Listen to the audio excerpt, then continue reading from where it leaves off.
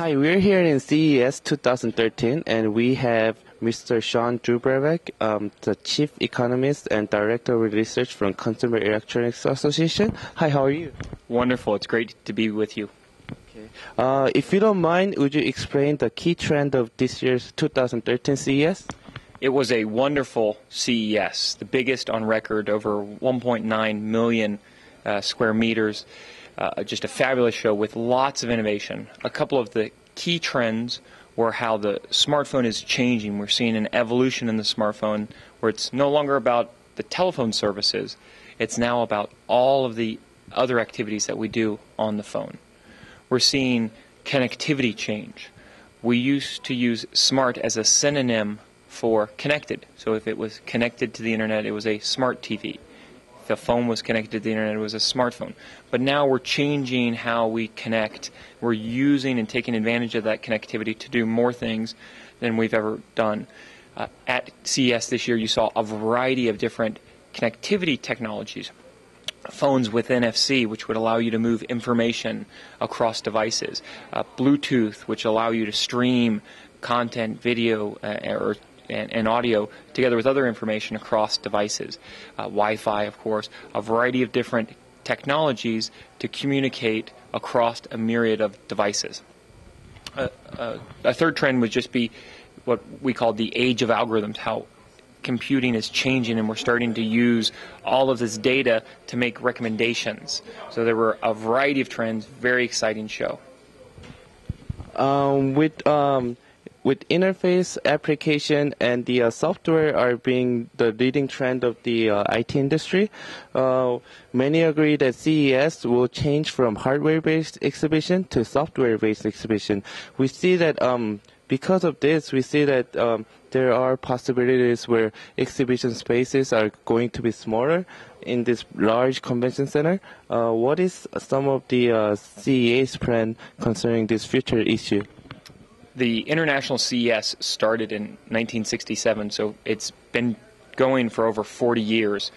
Over that 40-year time period, technology has changed significantly, from black and white TV to color TV to HD TV, ultimately to Ultra HD, where we're going into the future. So as that technology changes, whether it's hardware or software, CES has always been a home for innovation, and that is really what CES is, the stage for innovation. We do expect to see more software and hardware companies, more software and service companies, but hardware is still a part of that. So you think about the sensorization of data. You need sensors on different pieces of hardware. So whether it's a watch that measures your blood pressure or a device that helps you measure your steps, there's always a little bit of hardware combined with these software and services. I think what you'll see happen in the future with CES is that it is both an important hardware show, but also a very important software and services show. All things coming together, creating this seamless experience for the user. In addition to this, in this year's show, we can see new categories, PMA joining CES, and there are a lot of car manufacturers entering to the event. What is your vision with this new category, and what are some of the opinions about this? It's a very exciting time. CES is really the stage for innovation. So any company that is showing tomorrow's technologies, any company that is being innovative should come to CES to show that technology.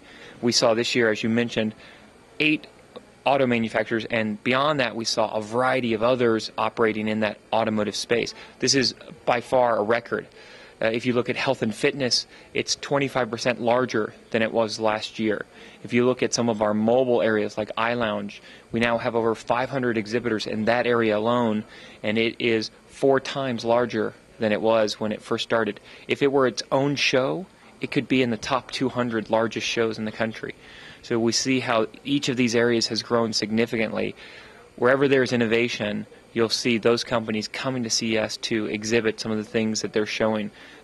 Cars are a great example. More and more of your in-vehicle experience is being driven by consumer electronics, whether it's internet radio like Pandora, streaming over your your smartphone, whether it's sensors in your cars that help you park, stay in lanes, avoid collisions, or ultimately, as we're starting to see this year from companies like Lexus and Audi, drive themselves and move into a world where we have driverless cars. So there's a lot of innovation left, and we see those categories coming together here at CES.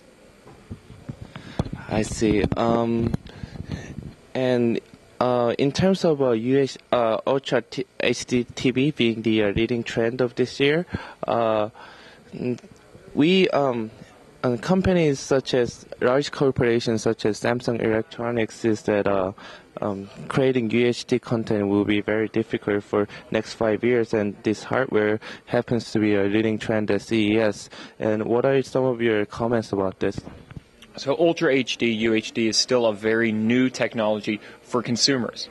We just saw it start to launch, and any new technology always takes some time to ramp up for the adoption to really start to grow. That's where we are with Ultra HD. We think in 2013 in the US market maybe we only sell about 20,000 units. So it starts off slow and it ramps up very quickly. There's many things that you can do with an Ultra HD set. You can play native content, as you said, and many companies are working on ways to get native content into the home. But it also upconverts HD content into that Ultra HD experience. And so right from day one, consumers will be able to take full advantage of these higher resolution screens. Some of the images today that we take with our cameras are Ultra HD images, and so we can put those photos on that display, for example. There's still a lot of innovation left in that Ultra HD category. Companies are working hard to figure out how to get native content into the home, and that will happen over time, just like we saw happen with HD content. When we launched the first HD sets, there wasn't a lot of HD content available, but over time, consumers gained access, and today we enjoy dozens of HD programs, hundreds of different shows, hundreds of different HD movies, all because this technology rolled out over time. The same thing will happen with Ultra HD.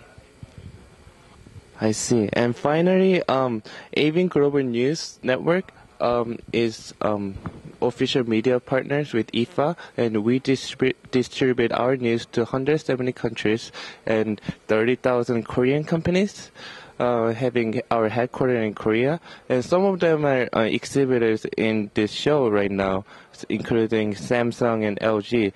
Is there any suggestions or strategies or any message that you would like to send out to them so that they could have a better experience for future years? Yeah.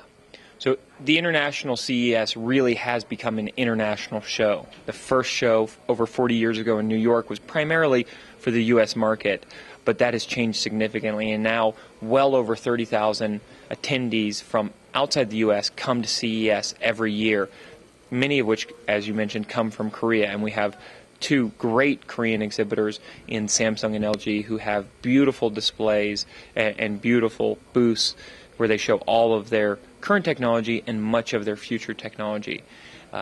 As I mentioned, CES is a stage for innovation, so companies from all over the world should be looking to come to CES when they want to show their innovations to the world and take advantage of that worldwide stage.